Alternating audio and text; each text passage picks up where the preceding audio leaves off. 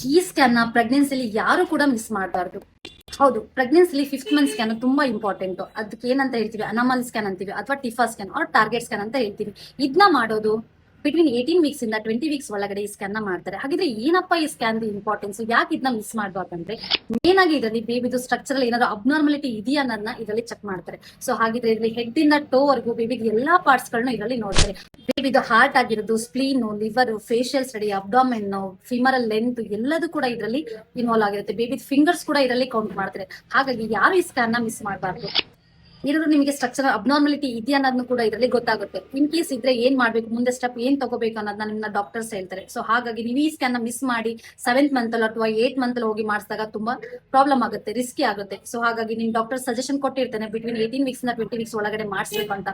ನೀವೇನ್ ಮಾಡ್ಬಿಡ್ತಾರೆ, ಮುಂಚೆನಾರು ಹೋಗಿರ್ತೀರಾ ಇಲ್ಲ ಲೇಟ್ ಆಗಾದ್ರೂ ಹೋಗಿರ್ತೀರಾ. ಸೊ ಹಾಗಾಗಿ ಕರೆಕ್ಟ್ ಟೈಮ್ಗೆ ಈ ಸ್ಕ್ಯಾನ್ ನ ಮಾಡಿಸ್ಬೇಕು. ಆಲ್ಮೋಸ್ಟ್ ಎಲ್ಲಾ ಪ್ರೆಗ್ನೆನ್ಸಿ ಇರೋರಿಗೆ ಇದನ್ನ ಶೇರ್ ಮಾಡಿ. ಇನ್ ಕೇಸ್ ನಿಮ್ಗೆ ಯಾವ್ದ್ರ ಬಗ್ಗೆ ಇನ್ಫಾರ್ಮೇಶನ್ ಬೇಕಿದ್ರೆ ನಂಗೆ ಮೆಸೇಜ್ ಮಾಡಿ. Thank you.